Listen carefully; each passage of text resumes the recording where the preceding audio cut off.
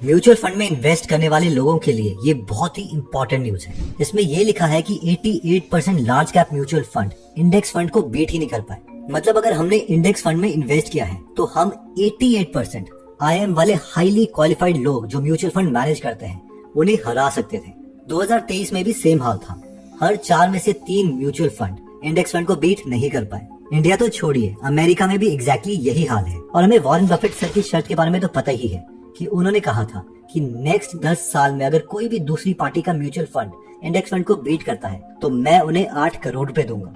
और जब index fund के साथ इन 5 म्यूचुअल फंड की शर्त लगी तो एक भी actively manage mutual fund index fund को बीट नहीं कर पाया था। अब इससे एक कंक्लूजन तो क्लियर है कि भाई साहब चुपचाप से ही इंडेक्स फंड में पैसे लगा दो, बाकियों में क्यों लगाने। और साथ में हमें ये भी पता है कि अगर हम किसी RD में अगर पैसे किश्तों में इन्वेस्ट करते हैं जिसमें हमें 2.5 से 8.5% मिलते हैं, तो अगर हम 20,000 रुपए 20 सालों के लिए इन्वेस्ट करें तो उसकी टोटल वैल्यू 1 करोड़ 18 लाख के आसपास बैठेगी। लेकिन अगर हम SIP के थ्रू इंडेक्स फंड में इन्वेस्ट करते तो 12% के हिसाब से ये पैसा ऑलमोस्ट डबल होता, यानी 2 करोड़ रुपए के आसपास।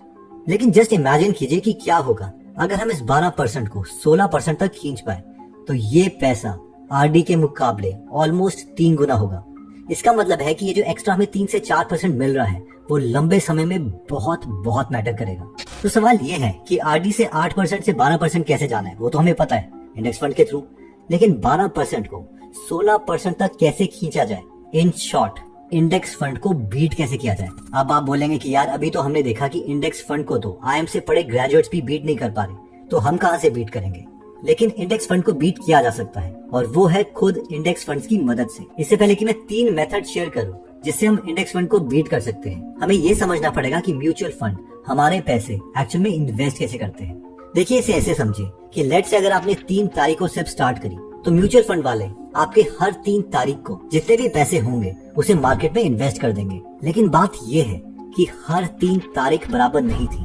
3 अप्रैल 2020 में कुछ एक्स्ट्रा हो रहा था, यानी इस टाइम मार्केट डाउन थी। तो अगर हमने इस टाइम पर पैसे इन्वेस्ट कर दिए होते तो उसकी वैल्यू आगे चल के बहुत होती। तो इस टाइम पर अगर हमने 20,000 की जगह 80,000 रुपए एक्स्ट्रा डाल दिए होते, यानी 1 लाख रुपए डाल दिए होते, तो आपका जो रिटर्न है वो बहुत ज्यादा इंक्रीज हुआ होता। पर सवाल ये है कि मार्केट की वैल्यू कम है या नहीं, उसका पता कैसे किया जाए। तो इसके लिए हमारे पास 3 स्ट्रैटेजी है, जिसमें सबसे पहली स्ट्रैटेजी आती है RSI स्ट्रैटेजी, यानी रिलेटिव स्ट्रेंथ इंडेक्स स्ट्रैटेजी। देखिए इस स्ट्रैटेजी के लिए हमें सबसे पहले ट्रेडिंग व्यू वेबसाइट पर आना है। उसके बाद हमें यहाँ पर क्लिक करके निफ्टी 50 इंडेक्स स्टार्ट करना है। मैं अज्यूम कर रहा हूँ कि आप निफ्टी 50 में ही इन्वेस्ट कर रहे हो। स्टेप 3 में हमें यहाँ पर आकर मंथ सिलेक्ट करना है क्योंकि हम लॉन्ग टर्म इन्वेस्टर हैं। उसके बाद इंडिकेटर में हमें RSI सिलेक्ट करना है, यानी रिलेटिव स्ट्रेंथ इंडेक्स, जिससे ये चार्ट आपको स्क्रीन की बॉटम में दिखने लग जाएगा। उसके बाद हमें RSI की सेटिंग्स में आना है और RSI की लेंथ 2 सिलेक्ट करनी है।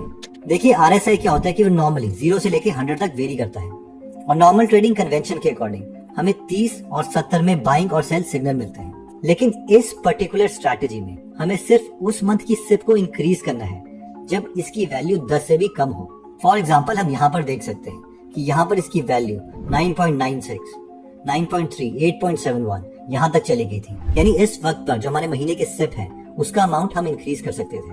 वैसे ही अगर हम यहाँ पर देखें तो यहाँ पर भी 9.33, 8.71 तक इसकी वैल्यू गई थी और यहाँ पर भी हम अपने SIP के अमाउंट में पैसे ज्यादा डाल सकते थे। अगेन सेम चीज जून 2022 के आसपास भी हुई है, जहाँ पर इसकी वैल्यू 9.33 के आसपास गई। इन शॉर्ट नॉर्मल SIP के साथ साथ जब भी मार्केट में डिप आ रहा है उस वक्त हम उसी इंडेक्स फंड में ज्यादा पैसे इन्वेस्ट कर रहे हैं ताकि हमें ज्यादा यूनिट्स मिले और जो हमें एवरेज रिटर्न मिल रहा है 12% के आसपास उसे आगे खिसका सके। मार्केट में डिप को पता लगाने का दूसरा तरीका है वॉरेन बफेट इंडिकेटर, जो कि खुद वॉरेन बफेट सर ने दिया है। इसके लिए हम गुरु फोकस वेबसाइट में आ सकते हैं और यहाँ पर देख सकते हैं कि इस वक्त मार्केट सस्ती है या महंगी। तो वॉरेन बफेट के इंडिकेटर के अकॉर्डिंग हमें मार्केट कैप को GDP से डिवाइड करना पड़ता है और अगर इसका रेशियो 64% से कम आता है, यानी 0.64 से कम आता है, तो उस वक्त पर मार्केट बहुत ही सस्ती है और इस वक्त पर हम अपनी SIP तो चलने देंगे लेकिन एक एक्स्ट्रा अमाउंट इसमें इन्वेस्ट कर देंगे। अगर ये वैल्यू 82% और 100 के बीच में है तो मार्केट फेयर वैल्यू है, यानी नॉर्मल SIP चलने देंगे। और ये वैल्यू अगर 100% से ज्यादा है तो भी हम SIP के अलावा बाकी पैसे अभी इसमें इन्वेस्ट नहीं करेंगे। तो ये जो वेबसाइट है गुरु फोकस, ये लाइव अपडेट होती है और इसके अकॉर्डिंग अभी जो रेशियो चल रहा है वो है 97.71% और अभी मार्केट फेयर वैल्यूड है, यानी जो नॉर्मल SIP है वो हम चलने देंगे। इसी वेबसाइट में हम देख सकते हैं कि वॉरेन बफेट इंडिकेटर को और एक्यूरेट करने के लिए इन्होंने डिनोमिनेटर में कुछ चेंज किया है। यानी रेशियो का जो फॉर्मूला है वो लिया है total market cap divided by GDP plus total assets of central bank, और उसके अकॉर्डिंग अभी मार्केट सस्ती है या महंगी वो हमें इससे पता चलेगा। लेकिन इस फॉर्मूले के अकॉर्डिंग भी अगर अभी हम देखते हैं तो मार्केट फेयर वैल्यूड है, यानी हम सिप में एक्स्ट्रा अमाउंट अभी नहीं डालेंगे। डेप्थ को पता करने के लिए तीसरा तरीका आता है पीई रेशियो। तो नॉर्मली पीई रेशियो जो है वो मार्केट के सेंटिमेंट को बताता है।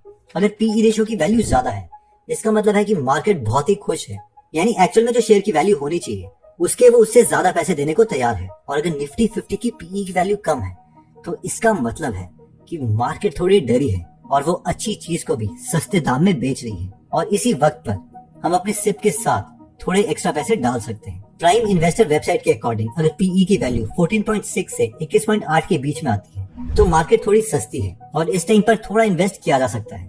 और अगर पीई की वैल्यू 28.34 से 36.4 या उससे ज्यादा है तो मार्केट महंगी है, यानी नॉर्मल सिप चले दीजिए, कुछ एक्स्ट्रा इन्वेस्ट मत कीजिए। इसके बीच के रेशियो में भी हमें इन्वेस्ट नहीं करना है। इसी इंफॉर्मेशन को यहाँ पर इस चार्ट में भी दिखाया गया है, जिसमें डार्क ग्रीन का मतलब है कि यस मार्केट सस्ती है, इसमें ज्यादा इन्वेस्ट किया जा सकता है, और डार्क पर्पल का मतलब है कि मार्केट इस वक्त बहुत महंगी है, इसमें अभी ज्यादा इन्वेस्ट मत कीजिए। अगर हम मई महीने की भी बात करें 2024 की, तो इस वक्त पर जो वैल्यू है वो 21.61 है, यानी इस इंडिकेटर के अकॉर्डिंग मार्केट हल्की सी सस्ती है और इसमें थोड़े पैसे इन्वेस्ट किए जा सकते हैं।